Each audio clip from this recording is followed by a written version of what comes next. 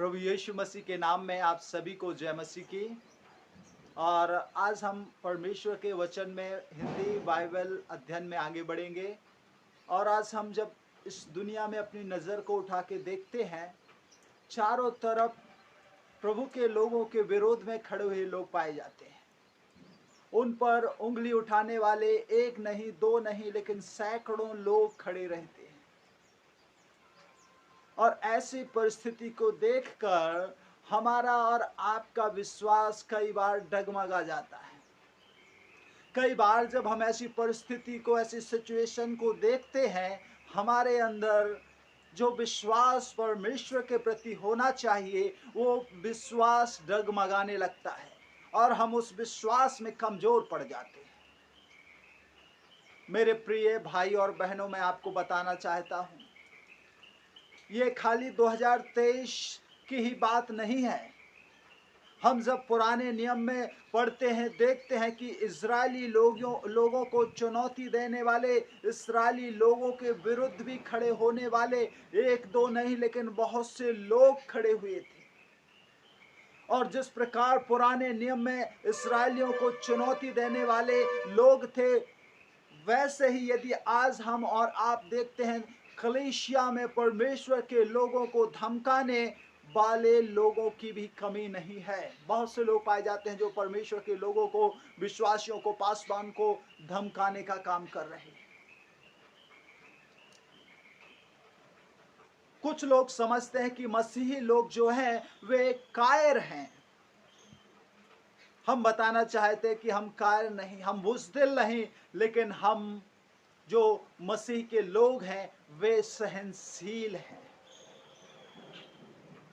और जंग, जैसे कि बाइबल बताती है कि जंग या युद्ध हमारा नहीं है। लोग, इस संसार के लोग लड़ने के लिए खड़े हो जाते हैं, लेकिन हमारा खुदा, हमारा परमेश्वर बताता है कि युद्ध तुम्हारा नहीं, मेरा नहीं, लेकिन वो कहता है कि युद्ध हमारा खुदा का है, हमारे परमेश्वर का, हमारे यीशु मसीह का युद्ध है, हमारा नहीं है। इसलिए हमें और आपको डरने की या युद्ध करने की आवश्यकता बिल्कुल नहीं है।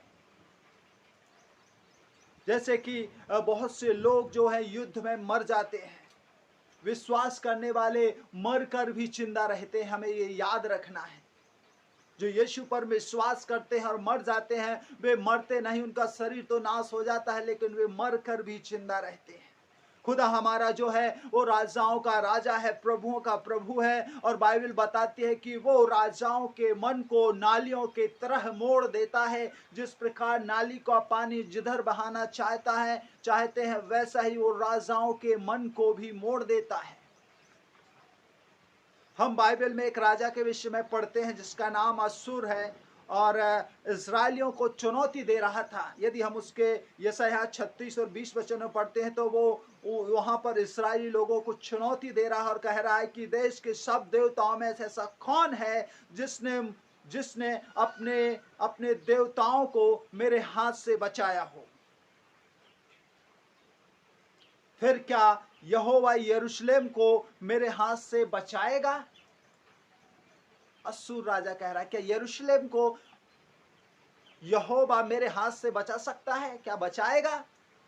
वहीं पर परमेश्वर उसको जवाब देता है। और यदि हम परमेश्वर के वचन यशायाह 37 अध्याय और उसके 29 वचन 29 वचन में पढ़ते हैं तो वहां पर परमेश्वर कहता है कि जब राजा अश्शूर कहता है कि क्या मुझे यरूशलेम को मेरे हाथ से बचाएगा, इसके जवाब में परमेश्वर ने, खुदा ने, यीशु मसीह ने, परमेश्वर ने कहा, मैं तेरी नाक में नकेल डालकर और तेरे मुंह में लगाम लगाकर जिस रास्ते से, जिस मार्ग से तू आया है, उसी मार्ग से मैं तुझे वापस लौटा दूंगा। मेरे प्रिय भाई और बहनों, हमारा परमेश्वर अति महान परमेश्वर है। वह राजाओं का राजा है, वह प्रभुओं का प्रभु है, वह बादशाहों का बादशाह है। हमें डरने की आवश्यकता नहीं। जब ऐसी विपरीत परिस्थिति हमारे और आपके मध्य यदि आती है या हमें देखने को मिलती है, ऐसे समय में हमें परमेश्वर पर आश्रित रहना है, हमें परमेश्वर पर अपने बोझ को डाल देना है। क्योंकि वो हमें संभालता है। और वो यहाँ पर अश्शूर राजा को जवाब देता है और कहता है कि तू जिस मार्ग से आ, मैं तेरे नाक में नकेल डाल के और तेरे मुंह में लगाम को लगाकर जिस मार्ग से तू आया है उसी मार्ग से मैं तुझे लौटा दूंगा। हमारा परमेश्वर शेरों के सिंहों के मुंह को बंद करता है। हालेलुया। इसलिए हमारा परमेश्वर बड़ा अद्भुत है और वह राजाओं की नाक में नकेल डाल देता है, उन्हें जिधर चाहता है उधर ले जाता है। इसलिए हमें और आपको घबराने की आवश्यकता नहीं है, हमें अपनी चिंता को उस पर डाल देना है, क्योंकि जब हमें इतना जानना बहुत ज़रूरी है कि हमें अपनी चिंता उस पर डालना है, क्योंकि हमारा खुदा, हमारा परमेश्वर जानता है कि हमारे लिए उसको क्या करना है। हम जब भजन संहिता 55 और 22 के अनुसार अपनी चिंता, अपने बोझ को उस पर डाल देते हैं, वो हमारी सुधि रखता है, वो हमारा ध्यान रखता है, वो हमें बचाता है, वो हमारी सुधि लेता है और हमें एक नए मार्ग की ओर ले जाता है। इसलिए हमें सर्वदा याद रखना है कि हमारा परमेश्वर जो है राजाओं का राजा है, कोई साधारण परमेश्वर नहीं है। वह हमें हर एक उन बुरी परिस्थितियों से बचा सकता है, वह हमें जय के उत्सव में ले जाएगा।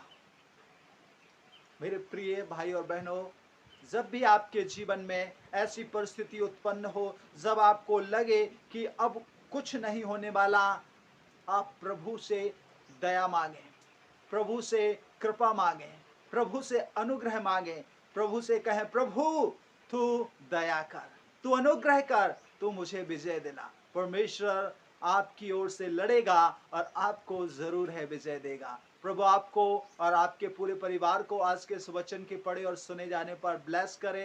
God bless you.